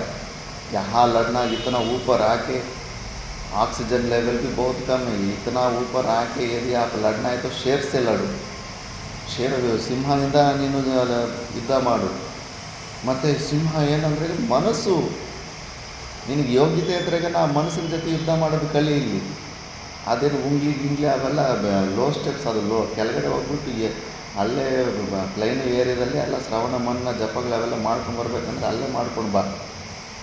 ಅಂಗಿರಸದ್ದು ಒಂದು ವಿಡಿಯೋ ಕಳಿಸ್ತೀನಿ, ಜಪದ ಲಿಮಿಟೇಷನ್ಸ್ ಏನು. ಬಟ್ ಅದು ಸಾಧನೆ ಒಳ್ಳೆಯದೇ, ಅದು ಆ ಸ್ಟೆಪ್ಪು ಮುಗಿಸ್ಕೊಂಡು ಇಲ್ಲಿ ಬರಬೇಕು ಅದು. ಬಟ್ಟು ಮನಸ್ಸಿನ ಜೊತೆ ಯುದ್ಧ ಇರಬೇಕು. ಬೆಳಗ್ಗೆಯಿಂದ ಸಾಯಂಕಾಲ ತನಕ ಮನಸ್ಸಿಗೆ ಅದಕ್ಕಿಷ್ಟವಾದ ವಸ್ತುವನ್ನೆಲ್ಲ ಕೊಡ್ತಾ ಇರೋದಲ್ಲ. ಅದು ಇವತ್ತು ಹೇಳುತ್ತೆ, ಇದು ಬಿಟ್ಬಿಟ್ಟು ಅದು ಮಾಡು ಅನ್ನುತ್ತೆ. ಮತ್ತು ಅದರಲ್ಲಿ ಸ್ವಲ್ಪ ದಿವಸ ಆದಮೇಲೆ ಇಲ್ಲ, ಇದನ್ನು ಬಿಟ್ಬಿಟ್ಟು ಇನ್ನೊಂದು ಮಾಡೋಣಂತೆ. ಮನಸ್ಸಿನ ಗುಲಾಮನಾಗಿ ಎಷ್ಟೋ ಅಂತ ಆರ್ಡ್ರ್ ಕೇಳ್ತಾ ಇರ್ತೀವಿ ಅದನ್ನು. ಇಷ್ಟು ದಿವಸ ಇಷ್ಟು ಜನ ಅನಾದಿ ಕಾಲದಿಂದ ಮನಸ್ಸಿನ ಮಾತು ಕೇಳ್ಕೊಂಡೆಲ್ಲ ನಾವು ಹಾಳಾಗಿದ್ವಿ. ಇನ್ನೂ ಮೋಕ್ಷ ಬಂದಿಲ್ಲ, ಇನ್ನೂ ಇಲ್ಲೇ ಒದ್ದಾಡ್ತಾ ಇದ್ದೀವಿ ಅಂದರೆ ಯಾರ ಮಾತು ಕೇಳಿದ್ವಿ? ಮನಸ್ಸು ಕೂಡ ನಿರ್ಣಯಗಳನ್ನೆಲ್ಲ ಫಾಲೋ ಮಾಡ್ಕೊಂಡು ಹೋಗಿದ್ದಕ್ಕಲ್ಲ. ಈಗ ಅದಕ್ಕೆ ಸ್ವಲ್ಪ ಶಾಸ್ತ್ರ ವಿಚಾರ ಬಂದ ಮೇಲೆ ಶಾಸ್ತ್ರ ಮತ್ತು ಆಚಾರ್ಯರ ಮಾತು ಕೇಳಬೇಕು. ಮನಸ್ಸಿಗೆ ಬರೋ ನಿರ್ಣಯಗಳನ್ನು ಕೇಳಬಾರ್ದು. ಕೇಳಿದ್ರೆ ಅಂತೂ ಅದು ಮಾತ್ರ ಅದಕ್ಕೆ ಸವಲತ್ತಿರೋ ಅಂಥ ಸಾಧನೆಗಳು, ಅದಕ್ಕೆ ಚೆನ್ನಾಗಿ ಅನಿಸೋವಂಥ ಸಾಧನೆಗಳು, ಅದರ ಅಸ್ತಿತ್ವ ಯಾವಾಗಲೂ ಸ್ಥಿರವಾಗಿರುವಂಥ ಸಾಧನೆಗಳಲ್ಲೇ ನನಗೆ ಪ್ರೇರಣೆ ಕೊಡ್ತಾರೆ. ಸಿಂಪಲ್ ಸೀಕ್ರೆಟ್, ಆ ಶತ್ರುವನ್ನು ನಾವು ತಿಳ್ಕೊಂಬಿಟ್ರೆ ಮತ್ತು ನಾವು ಎಲ್ಲೂ ಮೋಸ ಹೋಗೋದಿಲ್ಲ. ವಾಸ್ತವಿಕವಾಗಿ ಕೇಳಿ, ಆ ಮನಸ್ಸಿನ ಮಾತು ಅದು ಕೊಡೋ ನಿರ್ಣಯಗಳನ್ನು ಕೇಳಿ ತಾನೇ ಜೀವನ ಹಾಳಾಗಿರೋದು ನಮಗೆ. ಈಗ ಯಾಕೆ ಕೇಳಬೇಕು? ಅದಕ್ಕೆ ಡಿಕ್ಟೇಟ್ ಮಾಡಬೇಕು. ಸಾಯಿಲ್ಲ, ಒದ್ದಾಡ್ತಾ ಇದೆಯಲ್ಲ, ಬ್ರಹ್ಮ ಬ್ರಹ್ಮ ಬ್ರಹ್ಮ ಅಂತ ಬೆಳಗ್ಗೆ ಸಾಯಂಕಾಲ ಕೇಳು ನೀನು. ನನ್ನನ್ನೇ ಇಷ್ಟು ದಿವಸ ಮೋಸ ಮಾಡಿದೆ, ನೀನು ಏನು ಕೇಳಿದ್ರು ನಾನು ನಿನಗೆ ಕೊಡೋದಿಲ್ಲ. ನಾನು ಎಲ್ಲೂ ಹೋಗುತ್ತೆ ಅದು ಮನಸ್ಸು. ಎಷ್ಟು ದೂರ ಹೋದರೂ, ಅಮೇರಿಕಾಗೆ ಹೋದರೂ ಕೂಡ ಮತ್ತೆ ನಾವು ಎಲ್ಲಿ ಶರೀರ ಕೂತಿರ್ತೀವೋ ಅಲ್ಲಿ ವಾಪಸ್ ಬರಲೇಬೇಕಾಗುತ್ತೆ. ಸುಸ್ತಾಗಿ ಎಷ್ಟು ಮನೋರಾಜ್ಯ ಮಾಡಿದ್ರು, ಎಷ್ಟೆಲ್ಲ ವಿಕಲ್ಪ ಮಾಡ್ತಾಯಿದ್ರು, ಮತ್ತು ಅಲ್ಲಿಗೆ ವಾಪಸ್ ಬರ್ತೀವಿ. ಕಬೀರ್ದಾಸ್ ಸುಮ್ಮನೆ ಅಂತಾನೆ, ಮನ್ ಜಾಯತೋ ಜಾನೆ ದೋ ತನ್ಕೋತೋ ರುಕೋ ಅಂತ. ಹೋಗುತ್ತೆ, ಏನೇನೋ ವಿಚಾರ ಮಾಡ್ತಾಯಿರ್ತೀವಿ. ಬೆಳಗ್ಗೆಯಿಂದ ಸಾಯಂಕಾಲ ತನಕ ಅದೇ ಕೆಲಸ. ಅದಕ್ಕೆ ಅದರ ಮಾತೆಲ್ಲ ಕೇಳಬಾರ್ದು ನಾವು. ಅದಕ್ಕೆ ಅಸ್ತಿತ್ವ ಬರ್ತಾ ಇದೆ ಬಿಡು, ಅನುಭವಿಸೋದು. ಪೆಟ್ಟು ಬಿಡ್ತಾ ಇರಬೇಕು. ಮನಸ್ಸಿಗೆ ಸುಖ ಸಿಗಬಾರ್ದು. ಡೈಲಿ ಅದಕ್ಕೆ ಪೆಟ್ಟು ಬೀಡ್ತಾ ಇದ್ರೇ ಆವಾಗ ದಾರಿಗೆ ಬರುತ್ತೆ. ಒಂದು ಪುರಾಣದಲ್ಲಿ ಒಂದು ಕತೆ ಬರುತ್ತೆ. ಒಬ್ಬ ರಾಜ, ತುಂಬ ಒಳ್ಳೆಯ ರಾಜ, ಎಲ್ಲರಿಗೂ ಎಷ್ಟು ಚೆನ್ನಾಗಿ ನೋಡ್ಕೊಂಡಿರ್ತಾನೆ ಅಂದರೆ ಯಾರಿಗೂ ಏನೂ ಇದು ಮಾಡೋದಿಲ್ಲ, ಅನುದ್ವೇಗಕರವಾದ ಮಾತು ಕೂಡ ಆಡೋದಿಲ್ಲ, ಅಷ್ಟು ಪ್ರೀತಿಯಿಂದ ನೋಡ್ಕೊತಾ ಇರ್ತಾನೆ. ಒಂದು ಕೋತಿ ಇರುತ್ತೆ ಅವರ ರಾಜ್ಯದಲ್ಲಿ. ಆ ಸಿಂಹಾಸನದ ಮೇಲೆ ಕೂತ್ಕೊಳ್ಳೋಕ್ಕೆ ಮುಂಚೆ ಆ ಕೋತಿಯನ್ನು ಮಾತ್ರ ಡೈಲಿ ಕಟ್ಟಿಗೆ ಒಂದು ಟಪ್ ಅಂತ ಹೊಡೆದುಬಿಟ್ಟು ಹೋಗಿ ಅದನ್ನು ಸಿಂಹಾಸನದ ಮೇಲೆ ಕೂತ್ಕೊತಾ ಇರ್ತಾನೆ. ಇನ್ನು ಕೋತಿ ಪಾಪ ಇನ್ನು ಡೈಲಿ ರಾಜ ಬರ್ತಿದ್ರೆ ರೆಡಿ ಆಗೋದಿಲ್ಲ, ಪೆಟ್ಟು ಬಿಡುತ್ತೆ ಅಂದ್ಬಿಟ್ಟು ಒದೆದಿಲ್ಲೋದಕ್ಕೆ. ಆ ಮಂತ್ರಿಗೆ ಸಿಕ್ಕಾಪಟ್ಟೆ ದಯ ಬಂದ್ಬಿಡುತ್ತೆ. ಏನು ಈ ರಾಜ ಎಲ್ಲ ಒಳ್ಳೆ ಕೆಲಸ ಮಾಡ್ತಾಯಿದ್ದಾನೆ, ಈ ಕೋತಿಯನ್ನು ಮಾತ್ರ ಏನು ಡೈಲಿ ಒಂದು ಪೆಟ್ಟು ಹೊಡಿತಾನೆ. ಒಂದು ದಿವಸ ಕೇಳಿಬಿಡ್ತಾನೆ, ಏನು ರಾಜ, ನನಗೆ ತುಂಬ ನೋವಾಗ್ತಾಯಿದೆ, ಎಲ್ಲರೂ ಇಷ್ಟು ಚೆನ್ನಾಗಿ ನೋಡ್ಕೊಂಡಿದ್ಯಾ, ಪಾಪ ಡೈಲಿ ಕೋತಿಯನ್ನು ಮಾತ್ರ ಒಂದು ಏಟು ಯಾಕೆ ಓದಿ ಹೋಗ್ತಾ ಇದೆಯಾ, ತುಂಬ ಅದಕ್ಕೆ ಹಿಂಸೆ ಆಗುತ್ತೆ ಅಂತ. ಆವಾಗಂತಾನೆ ಮಂತ್ರಿ, ನಿನಗೆ ಗೊತ್ತಿಲ್ಲ, ಇದರಲ್ಲೊಂದು ಇಂಪಾರ್ಟೆಂಟ್ ಮೆಸೇಜ್, ಮೋಕ್ಷದ ಮುಖ್ಯವಾದ ಸಾಧನೆಯನ್ನು ಎಲ್ಲರಿಗೂ ಒಂದು ಜ್ಞಾನ ಇರಲಿ ಅಂತ ನಾನು ಈ ಕೋತಿಯನ್ನು ಸಾಕಿ ಇಟ್ಕೊಂಡಿರೋದು. ನಮ್ಮ ಮನಸ್ಸು ಈ ಕೋತಿ ಎರಡೂ ಒಂದೇ ಸ್ವಭಾವ. ಈಗ ನೀನು ಇವತ್ತು ಕೇಳಿದೆಯಲ್ಲ, ಇವತ್ತಿಂದ ನಾನು ಹೊಡೆಯೋದು ಬಿಡ್ತೀನಿ, ನೀನು ನೋಡು ಪ್ರಾಕ್ಟಿಕಲಾಗಿ ಏನಾಗುತ್ತೆ. ಮತ್ತು ಇನ್ನೊಂದು ನೆಕ್ಸ್ಟ್ ಡೇ ಬಂದು ಅದು ರೆಡಿ ಇತ್ತು, ಇನ್ನು ಹೊಡಿತಾನೆ ರಾಜ ಅಂದ್ಬಿಟ್ಟು, ಬಟ್ ಹೊಡಿಲಿಲ್ಲ ರಾಜ. ಅದಕ್ಕೆ ಆಶ್ಚರ್ಯ, ಇವತ್ತೇನು ರಾಜ ಹೊಡಿಲಿಲ್ಲ ಅಂದ್ಬಿಟ್ಟಿದ್ದು. ಸ್ವಲ್ಪ ರಿಲ್ಯಾಕ್ಸ್ ಆಗೋದು ಕೋತಿ. ಮತ್ತು ನೆಕ್ಸ್ಟ್ ಡೇ ಬಂದ ಯಾವಾಗಲೂ ರಾಜ ಬರ್ತಿದ್ದಂದ್ರೆ ಎದುರ್ಕೊಂಡು ಹಿಂಗೆ ಕೈ ಅಡ್ಡ ಇಡ್ತಾಯಿದ್ರು. ನೆಕ್ಸ್ಟ್ ಡೇ ಕೈ ಅಡ್ಡ ಇಡಲಿಲ್ಲ, ಆರಾಮಾಗಿ ನೋಡ್ತಾ ಇದ್ದ ರಾಜ. ಅವನು ರಾಜ ಎರಡನೇ ದಿವಸ ನೋಡಲಿಲ್ಲ. ಎರಡನೇ ದಿವಸ ನೋಡಲಿಲ್ಲ ಅಂದ್ರೆಗನ ಅಲ್ಲಿ ರಾಜ ಸಿಂಹಾಸನದಲ್ಲಿ ಸಭೆ ಮಾಡ್ತಾಯಿದ್ರೆ ನೀನು ಆ ಕಡೆಯಿಂದ ಈ ಕಡೆ ಹೋಗೋದು, ಮಧ್ಯದಲ್ಲಿ ಆ ಕಡೆ ಹಿಂಗೆ ಓಡೋದು, ಡಿಸ್ಟರ್ಬ್ ಆಗುತ್ತಲ್ಲ. ಮಂತ್ರಿಗೆ ಕೋಪ ಬರ್ತಾಯಿತ್ತು. ಆದರೆ ಯಾವಾಗಲೂ ಹೆದರ್ಕೊಂಡು ಸೈಲೆಂಟಾಗಿ ಒಂದು ಜಾಗದಲ್ಲಿ ಕೂರ್ತಾಯಿತ್ತು. ಈ ಪಾಪ ರಾಜ ಹೊಡೆಯೋದನ್ನು ಬಿಟ್ಬಿಟ್ಟು ನೋಡಿದ್ದು ಮಧ್ಯೆಲ್ಲ ಆ ಕಡೆಯಿಂದ ಈ ಕಡೆ ಹೋಗಿ ಆ ಕಡೆಯಿಂದ ಜಂಪ್ ಮಾಡೋದು, ಇದೆಲ್ಲ ಮಾಡಿ ನಮ್ಮ ಸಭೆಗೆ ಡಿಸ್ಟರ್ಬ್ ಮಾಡ್ತಾಯಿತ್ತು. ಮಂತ್ರಿಗೆ ಕೋಪ ಬರ್ತಾಯಿತ್ತು. ಮತ್ತು ಮೂರನೇ ದಿವಸ ರಾಜ ಬರ್ತಿದ್ದಾನಂದರೆ ಅಲ್ಲಿ ಕೂತೇ ಇರಲಿಲ್ಲ, ರೆಸ್ಪೆಕ್ಟೇ ಇಲ್ಲ, ಇಷ್ಟ ಬಂದಂಗೆ ಎದುರ್ಕೊಂತ ಇತ್ತು ಒಳಗಡೆ. ಮಂತ್ರಿಗೆ ತುಂಬಾ ಅವಮಾನ ಆಗೋಯ್ತು. ರಾಜ ಬರ್ತಿದೆ ಅಂತ ಎಲ್ಲರೂ ಸೈಲೆಂಟಾಗಿ ಡಿಸಿಪ್ಲಿನ್ ನಿಂತಿರ್ತಾರೆ. ಈ ಕೋತಿ ನೋಡಿದ್ರೆ ಕಿರ್ಚ್ಕೊಂಡು ಎದುರ್ಕೊಂತ ಎಲ್ಲ ಅಪಮಾನ ಮಾಡ್ತಾರಲ್ಲ ರಾಜಗೆ ಅಂದ್ಬಿಟ್ಟು. ಮತ್ತು ನಾಲ್ಕನೇ ದಿವಸ ಬಂದರೆ ರಾಜ ಸಿಂಹಾಸನ ಮೇಲೆ ಇದ್ದರೆ ರಾಜನ ತಲೆ ಮೇಲೆ ಕೂತ್ಕೊಂಡ್ಬಿಡ್ತಾರೆ ಕೋತಿ. ಮಂತ್ರಿ ದೊಡ್ಡ ಕೊಂಡಗಳು ಟಪ ಟಪ ಟಪ ಅಂತ ಸಾವು ಬರೋ ತನಕ ಸ್ವಯಂವಾಗಿ ಕೋತಿಯನ್ನು ಹೊಡೆದ್ಬಿಡ್ತಾನೆ. ಆವಾಗ ರಾಜನೇ ನಿಲ್ಲಿಸ್ತಾನೆ. ಏನಾಯಿತು ಮಂತ್ರಿ ಅಂತ. ಅಯ್ಯೋ ರಾಜ, ತುಂಬ ದೊಡ್ಡ ತಪ್ಪಾಯಿತು. ಎಷ್ಟು ದೊಡ್ಡ ತಪ್ಪು, ಮನಸ್ಸನ್ನು ಫ್ರೀಯಾಗಿ ಬಿಡೋದು ಎಷ್ಟು ದೊಡ್ಡ ತಪ್ಪು ಅಂತ. ಮತ್ತು ಕೋತಿಯನ್ನು ಕೂಡ ಅಷ್ಟೆ, ಡೈಲಿ ಪೆಟ್ಟು ಬಿಡ್ತಾ ಇರಬೇಕು ಮನಸ್ಸಿಗೆ. ನಮ್ಮ ಮನಸ್ಸು ಕೂಡ ಕೋತಿ. ವಿವೇಕಾನಂದ ಅಂತಾರೆ, ನನ್ನ ಮನಸ್ಸು ಕೂಡ ಕೋತಿ ಥರನೇ ಅದು, ಏನು ಮಾಡೋದು ಅಂತ ಜೀವನ್ಮುಕ್ತ ಪುರುಷರು ಸತ್ವಾಪತ್ತಿಯಲ್ಲಿರೋ ಅಂಥವ್ರನ್ನೇ ಮನಸ್ಸಲ್ಲಿ ಏನೇನೋ ಮನೋರಾಜ್ಯಗಳು, ಏನೇನೋ ಪೂರ್ವ ವಾಸನೆಗಳು ಅಸಹ್ಯ ಅನಿಸುತ್ತೆ. ನಮಗೆ ಅನಿಸುತ್ತೆ ಅಯ್ಯಯ್ಯಪ್ಪ, ಇಷ್ಟೊಂದು ಬೆಳಗ್ಗೆಯಿಂದ ಸಾಯಂಕಾಲ ತನಕ ಸಚ್ಚಿದಾನಂದ ಸ್ವರೂಪ ಪರಮಾತ್ಮನ ಚಿಂತನೆ ಮಾಡ್ತಾಯಿದ್ದೀವಿ, ಇನ್ನೂ ಅವೆಲ್ಲ ಹಳೆ ವಾಸನೆಗಳು, ಅವೆಲ್ಲ ಮನೋರಾಜ್ಯ ಏನೇನೆಲ್ಲ ಬರ್ತಾವಲ್ಲ ಅಂತ ನನಗೆ ಆಶ್ಚರ್ಯ ಆಗುತ್ತೆ. ಎಷ್ಟು ಚಂಚಲವಾದ ಮನಸ್ಸು ಇದು. ಅದಕ್ಕೆ ಸ್ವಲ್ಪ ಸಮಯ ಸಿಕ್ಕಿದ್ರೆ ಆಲ್ತು ಫಾಲ್ತು ಯೋಚನೆ ಮಾಡ್ತಾರೆ. ಡೈಲಿ ಮನಸ್ಸಿಗೂ ಪೆಟ್ಟು ಬಿಡಬೇಕು. ಹೆಂಗೆ ಮನಸ್ಸಿಗೆ ಪೆಟ್ಟಂದರೆ ಕಟ್ಟಿಗೆಯಿಂದ ಇಟ್ಕೊಂಡು ಕಣ್ಣು ಕಾಣಿಸುತ್ತೆ, ಅದು ಇಟ್ಕೊಂಡು ಹೊಡೆಯೋದಕ್ಕೆ. ಪೆಟ್ಟು ಶ್ರವಣದಲ್ಲೇ ಬಿಡುತ್ತೆ. ಡೈಲಿ ಪೆಟ್ಟು ಕೇವಲ ಶ್ರವಣದಲ್ಲೇ ಬಿಡಬೇಕು. ನನಗೆ ಸ್ವಾಮಿ ವಿಶಾಲಾನಂದ ಸ್ವಾಮೀಜಿ ಮೂರ್ತಿ ಏನಿಟ್ಟಿರಲಿಲ್ಲ ಆಶ್ರಮದಲ್ಲಿ, ಒಂದೇ ಒಂದು ಅಡುಗೆ ಮನೆಯಲ್ಲಿ ಒಂದು ವಿನಾಯಕಂದು ಸಣ್ಣ ಮೂರ್ತಿ ಇತ್ತು. ಬೆಳಗ್ಗೆ ಎದ್ದು ಸ್ವಲ್ಪ ಅದು ಹೂವು ಇಡೋದು, ಅಗರಬತ್ತಿ ಹಚ್ಚೋದು, ಒಂದು ಪ್ರೇಯರ್. ಅವರು ಏನೆಲ್ಲ ಶ್ಲೋಕಗಳು ಕಲ್ತುಕೊಡ್ತಾಯಿದ್ರು, ಅವರು ಹೇಳಿದ್ರು ಕಂಠಸ್ಥ ಮಾಡಿಕೊಂಡು ನೀನು ಆ ವಿನಾಯಕನ ಮುಂದೆ ಹೇಳಬೇಕಂತ. ಒಂದು ವಾರ ಆದಮೇಲೆ ಚೆನ್ನಾಗಿ ಕಂಠಸ್ಥ ಆಗಿಬಿಟ್ಟು ಇದಾಗ್ಬಿಡ್ತಾಯಿತ್ತು, ಮತ್ತೆ ಚೇಂಜ್ ಮಾಡ್ತಾಯಿದ್ರು. ಇಲ್ಲ ಇವು ಬೇರೆ ಇನ್ನೊಂದು ಹೊಸ ಶ್ಲೋಕ ಅಂತ.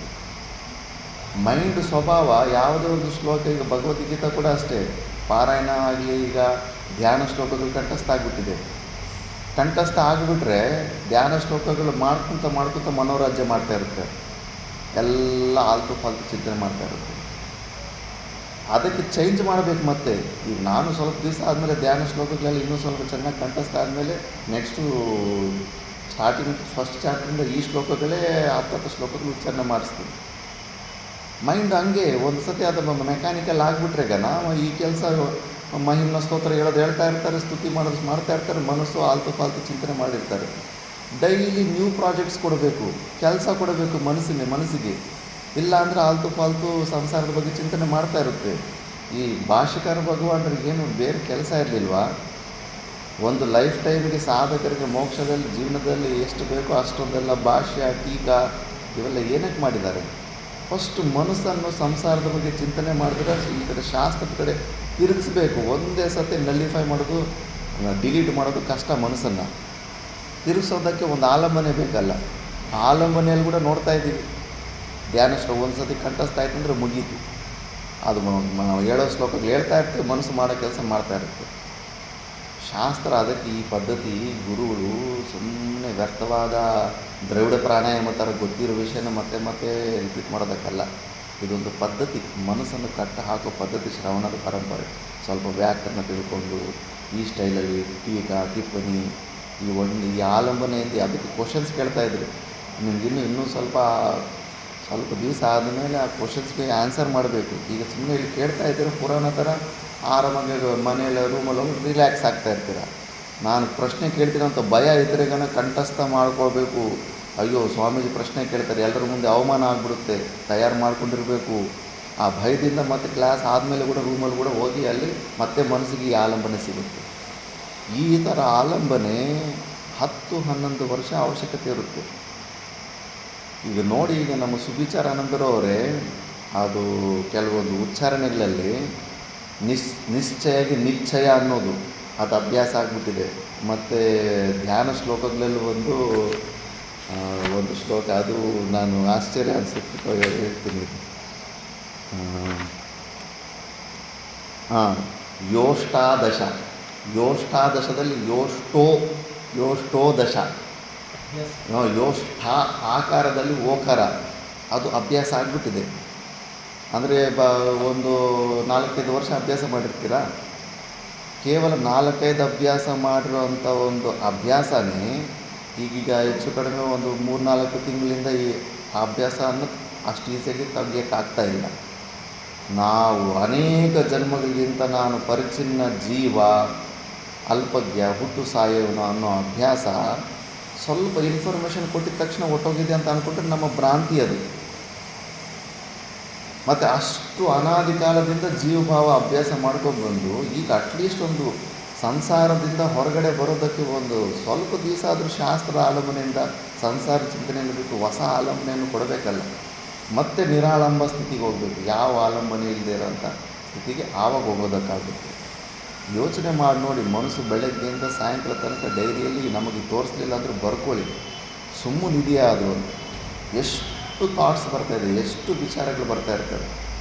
ಅದಕ್ಕೆ ಮನಸ್ಸಿಗೆ ಕಟ್ಟಾಕುವ ವಿದ್ಯೆ ಅಂದರೆ ಶ್ರವಣದಲ್ಲಿ ಬಿಟ್ಟು ಜಪದಲ್ಲೂ ಕೂಡ ಏಕಾಗ್ರತೆಯಿಂದ ಮಾಡಿದ್ರೆ ಜಪದಲ್ಲೂ ಕೂಡ ಮನಸ್ಸಿಗೆ ಸ್ವಲ್ಪ ಕಟ್ಟಾಗ್ಬೋದು. ಬಟ್ ಅದು ಮೆಕ್ಯಾನಿಕಲ್ ಆಗಿಬಿಟ್ರೆ ಜಪ ಕೂಡ ನಡೀತಾ ಇರುತ್ತೆ, ಎಲ್ಲ ಮಾಡಿ ಅನುಭವ ಮಾಡಿದವರು ನಾವು, ಮನೋರಾಜ್ಯ ಕೂಡ ನಡೀತಾ ಇರುತ್ತೆ. ಏನು ಪ್ರಯೋಜನ ಆಗೋದಿಲ್ಲ ಅಂಥ ಜಪದಿಂದ. 10 ವರ್ಷ ಮಾಡು, 20 ವರ್ಷ ಮಾಡು, ಏನೂ ಪ್ರಯೋಜನ ಆಗೋದಿಲ್ಲ. ಸ್ವಲ್ಪ ಪುಣ್ಯ ಅದು ಸಿಗುತ್ತೆ ನಮಗೆ. ದಿವ್ಯಾನಂದ ಮಹಾರಾಜ್ ಕೈಲಾಸಾಶ್ರಮದ ಹೇಳಿದ್ರು ನವರಾತ್ರಿ ಸಮಯದಲ್ಲಿ, ಅದಕ್ಕೆ ವ್ಯಾಕರಣ ಅವ್ರು ಯಾಕೆ ಕಂಠಸ್ಥ ಮಾಡಿಸೋದಂದ್ರೆ ನಾವು ಇದೇ ಹೇಳಿದ್ದು ಕಾರಣ. ಆಚಾರ್ಯರು ಕೇಳ್ತಾರೆ, ವ್ಯಾಕರಣ ಸೂತ್ರಗಳು 5 ವಾಕ್ಯ ಸೂತ್ರಗಳು ಕಂಠಸ್ಥ ಮಾಡಬೇಕು, ಈ ಶ್ಲೋಕಗಳಾದರೂ ಬೇಗ ಕಂಠಸ್ಥ ಆಗ್ತವೆ. ಆ ಸೂತ್ರಗಳು ಜೀವನದಲ್ಲಿ ಆ ಥರ ವಿಚಿತ್ರವಾದ ಉಚ್ಚಾರಣೆ ಇರುತ್ತೆ. ಆ ಕಂಠಸ್ಥ ಮಾಡೋದಲ್ಲಿ ಏನಿಲ್ಲ ಅಂದರೂ ರೂಮಲ್ಲಿ ಒಂದು 3-4 ತಾಸು ಸಮಯ ಆಗುತ್ತೆ ಕಂಠಸ್ಥ ಮಾಡೋದಕ್ಕೆ. ಆ 3-4 ತಾಸು ನೀನು ಪ್ರಪಂಚನ ಮರೆತು ಒಂದು ಯಾವುದೋ ಒಂದು ಆಲಂಬನೆ ಇಟ್ಕೊಂಡಿದ್ದೆ, ಶಾಸ್ತ್ರ ಆಲಂಬನೆ ಅಂದರೆ ಈಗ ಮನಸ್ಸನ್ನು ಎಷ್ಟು ನಿಯಂತ್ರಣ ಮಾಡಿದ್ದೇನೆ. ಇದು ತಾನೇ ಇಂದ್ರಿಯ ನಿಗ್ರಹ.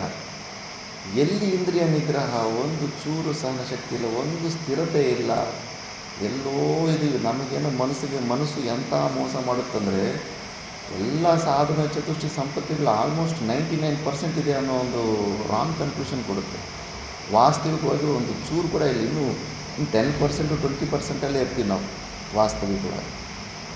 ಈ ಥರ ಸ್ವಲ್ಪ ದಿವಸ ಇದು ಬೀಟ್ ಆ್ಯಂಡ್ ಟ್ರ್ಯಾಕ್, ಏನೋ ಹೊಸ ವ್ಯಾಕ್ಸಿನ್ ಕಂಡುಹಿಡಿಬಿಟ್ಟು ಇಲಿಗಳ ಮೇಲೆ ಪರೀಕ್ಷೆ ಮಾಡ್ದಂಗೆ ಈ ಮಾರ್ಗ ಏನು ಬಂದಿಲ್ಲ. ಈ ಮಾರ್ಗದಲ್ಲಿ ಎಷ್ಟು ಜನ ನಡ್ಕೊಂಡೋಗಿದ್ದಾರೆ. ಏನೋ 200-300 ವರ್ಷ ಮುಂದುಗಡೆ ಚರಿತ್ರೆ ಅಂದರೆ ಏನು ನಂಬೋದು, ಏನು ಅನ್ಕೋಬೋದು. ಕಣ್ಣು ಮುಂದೆ ನೋಡಿದ್ದಾರೆ. ಛೋಟ ಮಹಾರಾಜಿ, ನಮ್ಮ ತಾತ ಗುರುಗಳು 6 ಬ್ಯಾಚ್ ಪ್ರಸ್ಥಾನತ್ರಯ ಪಾಠ ಮಾಡಿದ್ದಾರೆ.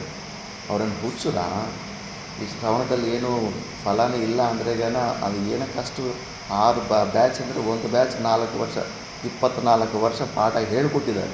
ಮತ್ತು ಇನ್ನು ಅವ್ರು ಓದಿರೋ ವರ್ಷಗಳು ಮತ್ತು ಮತ್ತು ಅವರು ಎಂಥ ಛೋಟ ಮಹಾರಾಜ್ ಅನಿಮ ಗರಿಮಾದ ಸಿದ್ಧಿಗಳೆಲ್ಲನೂ ಅಲ್ಲೇ ವ್ಯಕ್ತ ಆಗಿಬಿಟ್ಟಿತ್ತು. ಇಲ್ಲದೇ ಇರೋದು ಡೆಲ್ಲಿಯಿಂದ ಭಕ್ತರು ಬಂದರೆ ನೀನು ನಮಸ್ಕಾರ ಮಾಡ್ತಾಯಿದ್ರೆ ಹೋಯ್ತು. ಒಂದು ಶ್ಲೋಕ ಹೇಳ್ತಾರೆ, ಶ್ಲೋಕದಲ್ಲಿ ನಿನ್ನ ಮನೆಯಲ್ಲಿ ಇವತ್ತು ರಾತ್ರಿನೇ ಕಳ್ತನ ಆಗುತ್ತೆ ಅಂತ. ಆವತ್ತು ರಾತ್ರಿ ಅವರು ದಿಲ್ಲಿಯಲ್ಲಿ ಅವ್ರ ಮನೆ ಕಳ್ತನ ಆಗೋಗಿತ್ತು. ತ್ರಿಕಾಲದರ್ಶಿಗಳು ಎಲ್ಲರ ಮನಸ್ಸಲ್ಲಿ ಏನೆಲ್ಲ ಕಾಣಿಸ್ತಾರೆ. ಎಂಥ ಸಾಕ್ಷಾತ್ ಮಹಾದೇವ ನಡೆದಾರೋ ಮಹಾದೇವರಂತ ಋಷಿಕೇಶ್ನಲ್ಲಿ ಅಂತ ಇದ್ರು. ಅಂಥ ಸ್ಥಿತಿಯೆಲ್ಲ ಏನು ಬೇರೆ ಏನಾದರೂ ಆಲಂಬನೆ ಇಟ್ಕೊಂಡಿದ್ರ? ಶ್ರವಣ ಮನನ ನಿಧಿಧ್ಯಾಸನ ಬಿಟ್ಟು ಇನ್ನೊಂದು ಬೇರೆ ಆಲಂಬನೆ ಇಟ್ಕೊಳ್ಳಿಲ್ಲ. ಅದು ಮನಸ್ಸಿಗೆ ಗೊತ್ತಾಗುತ್ತದೆ. ಯಾವಾಗಲೂ ಮನಸ್ಸಿಂದ ಬುದ್ಧಿಯಿಂದ ಅನುಭವ ಮಾಡೋ ಚೇಷ್ಟೆ ಎಷ್ಟು ದೃಢವಾಗಿಬಿಟ್ಟಿದೆ ಅಂದರೆ ರಾಂಗ್ ಆ್ಯಂಡ್ ಸ್ಟ್ರಾಂಗ್ ಕನ್ಕ್ಲೂಷನ್. ಆ ಚೇಷ್ಟೆ, ಆ ಬುದ್ಧಿಯಿಂದ ನಮ್ಮ ಸಚ್ಚಿದಾನಂದ ಸ್ವರೂಪನ ಅನುಭವ ಮಾಡಬೇಕನ್ನೋ ಆ ಇಚ್ಛೆ ಎಷ್ಟು ಭಯಂಕರವಾದ ಅಜ್ಞಾನ ಅಂದರೆ ಅದು ನಮ್ಮನ್ನು ಸಿಕ್ಕಾಪಟ್ಟೆ ಕೆಳ ಮಟ್ಟಕ್ಕೆ ತಳ್ಳಬೇಕಾಗುತ್ತೆ. ಅದಕ್ಕೆ ಸ್ವಲ್ಪ ದಿವಸ ಶಾಂತಿ ಇರಬೇಕು. ಸ್ವಲ್ಪ ದಿವಸ ಶಾಂತಿ ಇದ್ದು ಒಂದು ಸಬ್ಜೆಕ್ಟ್, ಒಂದು ಗ್ರಂಥ ಶುರುವಿಂದ ಲಾಸ್ಟ್ ತನಕ ಏನಾದರೂ ಅಧ್ಯಯನ ಮಾಡಿಬಿಟ್ರೆ ಸಿಕ್ಬಿಡುತ್ತೆ. ನಮ್ಗೆ ಅರ್ಥ ಆಗ್ಬಿಡುತ್ತೆ ನಾವು ಸಾಧನೆಯಲ್ಲಿ ಯಾವ ಮಟ್ಟದಲ್ಲಿದ್ದೀವಿ, ನಮ್ಮಲ್ಲಿರುವ ಲೋಪಗಳೇನು, ರಿಪೇರಿ ಎಲ್ಲಿ ಮಾಡ್ಕೋಬೇಕು ನಾವು ಅಂದ್ಬಿಟ್ಟಿದ್ದು. ಇದೇ ಮಾರ್ಗನೇ ಎಲ್ಲಿ ಹೋದರೂ ಕೂಡ ಲಾಸ್ಟಕ್ಕೆ ಇಲ್ಲಿಗೆ ಬರಬೇಕು. ಎಂಥ ಯೋಗ ಸಿದ್ಧಿಯನ್ನು ಹೊಂದರು, ಎಂಥ ಏಕಾಗ್ರತೆ. ರಾಮಕೃಷ್ಣ ಪರಮಹಂಸ ಅಂಥವರು ಲಾಸ್ಟಿಗೆ ಜ್ಞಾನ ಮಾರ್ಗಕ್ಕೆ ಬರಬೇಕಾದ ಪರಿಸ್ಥಿತಿ ಬಂತು. ಆದ್ದರಿಂದ ಅದೇ ಈಗ ಕೃಷ್ಣ ಪರಮಾತ್ಮ ಅರ್ಜುನನಿಗೆ ಇವನ್ನೇ ಎಕ್ಸ್ಟ್ರಾ ಫಿಟ್ಟಿಂಗ್ ಏನೆಲ್ಲ ಅಡ್ಡ ಬಂದಿದ್ದವೋ ಅದನ್ನೇ ತೆಗೆಸೋ ಪ್ರಯತ್ನ ಮಾಡ್ತಾಯಿದ್ದಾನೆ. ಅದಕ್ಕೆ ನೋಡಿ ಈಗ ನೋಡಿ ಏನಂತ ಇದ್ದಾನೆ ಭೀಷ್ಮ ದ್ರೋಣರು, ನಮ್ಮ ತಾತ ಅವ್ರನ್ನ, ನಮ್ಮ ಮಾವಂದ್ರನ್ನ, ಅಣ್ಣ ತಮ್ಮಂದ್ರನ್ನ ನಾನೇಗೆ ಸಾಯಲಿ ಅಂದ್ಬಿಟ್ಟು. ನೋಡಪ್ಪ, ಅವ್ರು ಎಲ್ಲಿ ಸಾಯ್ತಾರೆ, ಅವ್ರ ಶರೀರ ವಿಯೋಗ ಆಗುತ್ತೆ ಅಷ್ಟೇ.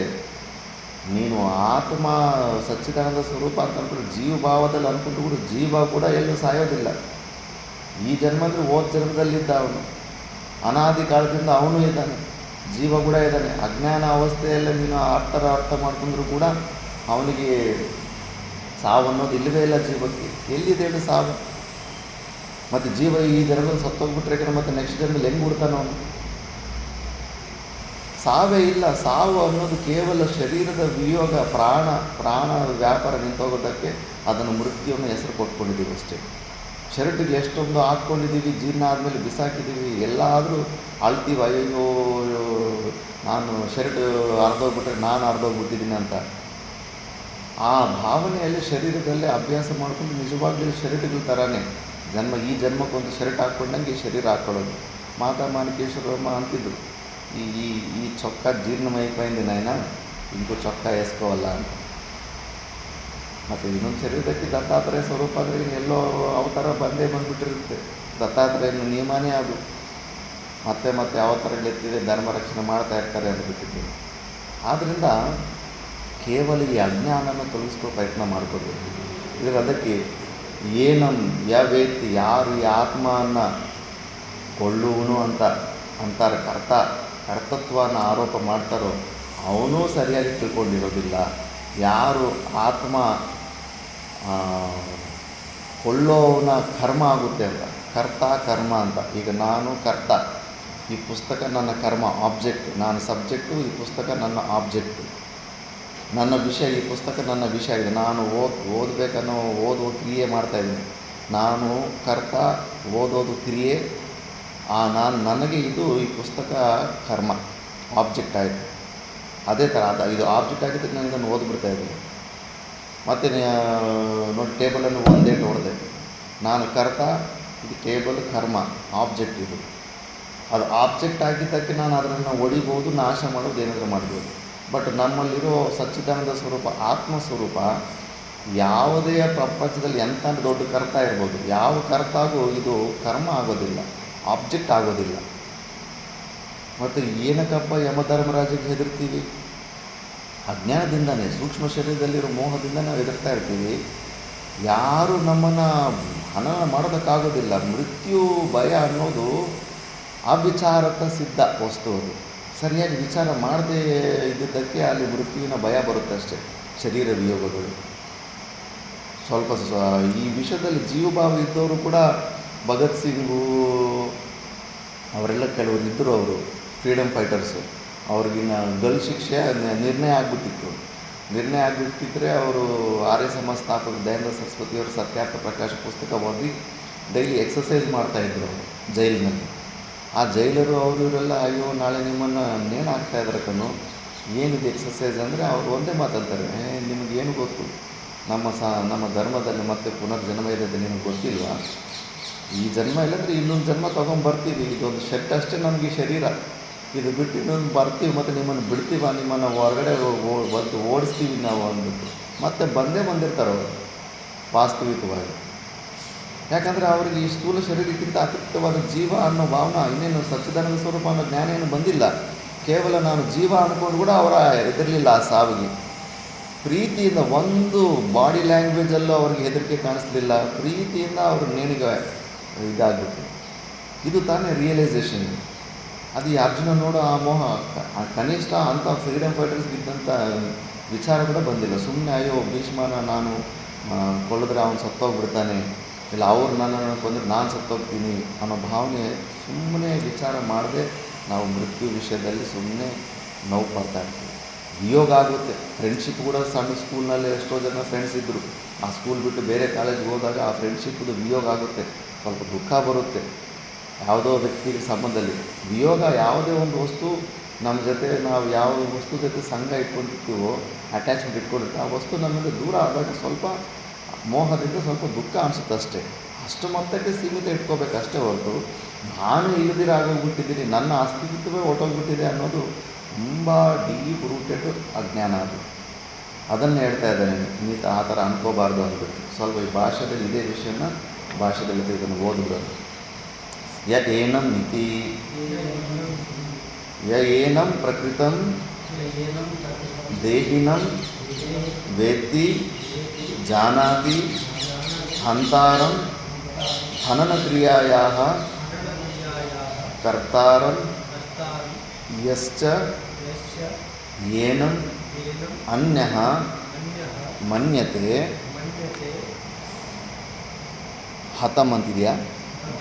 ಹತಂ ದೇಹ ಹನನೇನ ಹತಃ ಅಹಂ ಇತಿ ಹನನಕ್ರಿಯಾಯಾಃ ಕರ್ಮಭೂತಂ ತೌ ಉಭೌ ನ ವಿಜಾನೀತಃ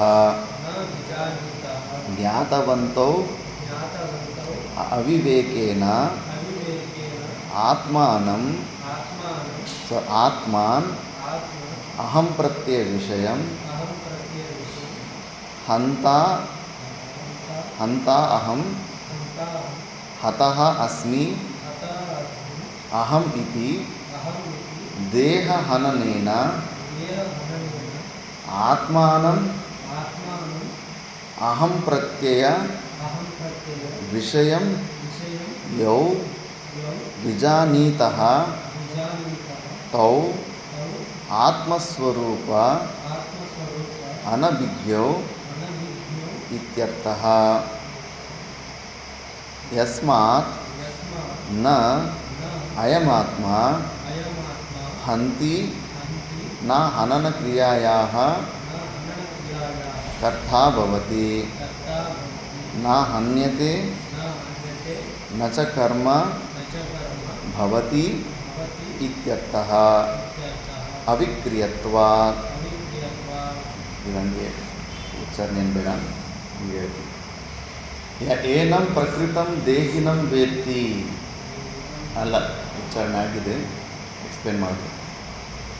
ಯಾರು ಏನಂ ಪ್ರಕೃತಂ ಈ ದೇಹಿನಂ ಈ ದೇಹದ ಒಳಗಡೆ ಇರೋ ಸಚ್ಚಿದಾನಂದ ಸ್ವರೂಪವನ್ನು ತಿಳ್ಕೊಂತಾರೆ. ಜಾನಾತಿ ಹಂತಾರಂ ಅಂದರೆ ಆ ಸಚ್ಚಿದಾನಂದ ಸ್ವರೂಪನ ಸರಿಯಾಗಿ ತಿಳ್ಕೊಂಡಿರೋ ಜೀವಭಾವದಲ್ಲಿ ನಾನು ಅಂತ ಜೀವಸಾಕ್ಷಿಯಲ್ಲಿ ನಿಂತುಕೊಂಡು ಹನನ ಕ್ರಿಯಾಯಾಃ ಕರ್ತಾರಂ. ಹನನ ಕ್ರಿಯೆಗೆ ಕರ್ತ ಅಂತ ಯಾರು ಅನ್ಕೊಂತಾರೋ, ಮತ್ತು ಹಂತಾರಂ ಅಂದರೆ ನಾನು ಸಾವಿಗೆ ಈಡಾಗ್ತೀನಿ ಅಂತ ಯಾರೆಲ್ಲ ಅನ್ಕೊಂತಾರೆ. ಮತ್ತು ಎಷ್ಟ ಏನಂ ಅನ್ಯಃ ಮನ್ಯತೆ ಹತಂ ದೇಹ ಹನನೇನ, ಈ ಶರೀರ ನಾಶ ಆದರೆ ನನ್ನ ನಾಶ ಆಗುತ್ತೆ ಅಂತ ಯಾರು ಅಂದ್ಕೊಂಡಿರ್ತಾರೋ, ಹನನ ಕ್ರಿಯಾಯಾಃ ಕರ್ಮಭೂತಂ, ಹನನ ಕ್ರಿಯೆಗೆ ನಾನು ಆತ್ಮ ಕರ್ಮ ಆಗುತ್ತೆ ಅಂತ ಯಾರು ನಂಬಿರ್ತಾರೆ, ತೌ ಉಭೌ ಅವರು ಇಬ್ಬರೂ ಕೂಡ ನ ವಿಜಾನತಃ ಅವರು ಸರಿಯಾಗಿ ಆತ್ಮಸ್ವರೂಪದ ಬಗ್ಗೆ ತಿಳ್ಕೊಂಡಿಲ್ಲ. ಜ್ಞಾತವಂತವು ನ ವಿಜಾನತಃ ಅಂದರೆ ನಾ ಜ್ಞಾತವಂತವು ಸರಿಯಾಗಿ ತಿಳ್ಕೊಂಡಿಲ್ಲ. ಅವಿವೇಕದಿಂದ ಅವರು ಆತ್ಮವನ್ನು ಅಹಂ ಪ್ರತ್ಯಯ ವಿಷಯಂ, ಅಹಂ ಪ್ರತ್ಯಯ ಒಂದು ವಿಷಯವನ್ನು ಅತಃ ಅಸ್ಮಿ ಅಂತ ಅಹಂ ಅಂತ ಒಂದು ಫೀಲಿಂಗ್ ಬರ್ತಾ ಇದೆ ನಮ್ಮ ಒಳಗಡೆ, ನಾನು ಅನ್ನೋ ಫೀಲಿಂಗ್, ಅದು ಪ್ರತ್ಯಯ ಅಂತಾರೆ. ಪ್ರತ್ಯಯ ಅಂದರೆ ಸೆಟಲ್ಡ್ ಬಿಲೀಫ್ ಅಂತ ಒಂದು ನಿಶ್ಚಯ. ಅಹಂ ಅನ್ನೋದು ನಮಗೊಂದು ಭಾವನೆ ಇದೆ, ಒಂದು ಫೀಲಿಂಗ್ ಇದೆ. ಆ ಅಹಂ ಪ್ರತ್ಯಯದ ವಿಷಯ ಏನು ಗೊತ್ತಾ? ಏನಿರುವುದು ಅಹಂ ಪ್ರತ್ಯಯ? ವಿವೇಕ ಚೂಡಾಮಣಿ ಬಂದಿತ್ತು, ಅಸ್ತಿ ಕಶ್ಚಿತ್ ಅಹಂ ಪ್ರತ್ಯಯ ಆಲಂಬನಃ ಅಂದ್ಬಿಟ್ಟು. ಅಹಂ ಅನ್ನೋದಕ್ಕೆ ನಿತ್ಯವಾದದ್ದು ಒಂದು ಆಲಂಬನೆ ಇದೆ, ಅದೇ ಸಚ್ಚಿದಾನಂದ ಸ್ವರೂಪ, ನಮ್ಮ ಸ್ವರೂಪನೇ. ಅಹಂ ಅಂತ ಮೇಯ್ನಾಗಿ ಅದನ್ನು ನಾವು ರೆಫರ್ ಮಾಡ್ತೀವಿ. ಬಟ್ ನಾವೇನು ಮಾಡ್ತೀವಿ, ಜೀವ ಸಾಕ್ಷಿಯಲ್ಲಿ ಬಂದ್ಬಿಡ್ತೀವಿ ಅಹಂಕಾರ. ಕೇವಲ ಸಾಕ್ಷಿಯಲ್ಲಿ ಹೋಗ್ಬಿಟ್ರೆ ಕದ ಅದು ನಿಜವಾದ ಅಹಂ. ಜೀವ ಸಾಕ್ಷಿಯಲ್ಲಿ ಬಂದುಬಿಟ್ರೆ ಅದು ಅಹಂಕಾರ ಆಗ್ಬಿಡುತ್ತೆ. ಖಾರ ಸ್ವಲ್ಪ ಜೋಡಣೆ ಆಗಿಬಿಡುತ್ತೆ, ಅಲ್ಲಿ ಕರ್ತಾ ಭೋಗ್ತಾ ಅನ್ನೋ ಫೀಲಿಂಗ್ ಬಂದುಬಿಡುತ್ತೆ. ಅದಕ್ಕೆ ನಾನು ಸತ್ತೋದೆ ಅಹಂ ಅಸ್ಮಿ ಅಂತ ದೇಹಾನನೇನ ಆತ್ಮಾನಂ ಅಹಂ ಪ್ರತ್ಯಯ ವಿಷಯಂ ಯೌ ವಿಜಾನಿತಃ ತೌ ಆತ್ಮಸ್ವರೂಪಾನ್ ಅಭಿಜ್ಞಾವ್ ಅಂತ. ಅವರು ನಿಜವಾಗ್ಲೂ ಆತ್ಮಸ್ವರೂಪನ ಸರಿಯಾಗಿ ತಿಳ್ಕೊಂಡಿಲ್ಲ, ಭ್ರಾಂತಿಯಿಂದಾನೆ ಇದು ಆಗುತ್ತೆ. ರಮಣ ಮಹರ್ಷಿ ದೃಷ್ಟಾಂತ ಯಾಕೆ ಅಷ್ಟು ಸತಿ ಹೇಳ್ತೀನಿ, ಮೂಗು ಮುಚ್ಕೊಂಡಿದ್ದಕ್ಕೆ ಒಂದು ಸತಿ ಪ್ರಾಣನೇ ಹೊಟ್ಟೋಯ್ತು, ಅಯ್ಯೋ ನಾನು ಸತ್ತೋಗೋಗ್ಬಿಟ್ನಲ್ಲ, ಹುಡುಗಾಟ ಆಡೋಕ್ಕೆ ಹೋಗಿ ಮೂಗು ಗಟ್ಟಿಯಾಗಿ ಮುಚ್ಕೊಂಡು ಪ್ರಾಣನೇ ಹೊಟ್ಟೋಯ್ತಲ್ಲ ಅಂತ ಆತನಿಗೂ ಅನಿಸ್ಬಿಟ್ಟಿರುತ್ತೆ, ಹೋಯ್ತಲ್ಲ ನನ್ನ ಅಸ್ತಿತ್ವನೇ ಹೊಟ್ಟೋಯ್ತಲ್ಲ ಅಂದ್ಬಿಟ್ಟು. ಮತ್ತೆ ಸ್ವಲ್ಪ ಹೊತ್ತಾದ್ಮೇಲೆ ರಿಯಲೈಸ್ ಆಗ್ತಾ, ಹೌದಲ್ಲ ನಾನು ಸತ್ತೋಗ್ಬಿಟ್ಟಿದ್ರೆ ನಾನೀಗ ಸತ್ತೋಗಿದ್ದೀನಿ ಅನ್ನೋ ವಿಷಯ ಯಾರಿಗೆ ತಿಳಿತಾ ಇದೆ ಅಂದರೆ ಈ ಬಿದ್ದೋಗಿರೋ ಶವಕ್ಕಿಂತ ಅತಿರಿಕ್ತವಾಗಿ ನಾನು ಇದ್ದೀನಲ್ಲ ಅಂತ ಅಲ್ಲೇ ರಿಯಲೈಸೇಷನ್ ಆಗುತ್ತೆ.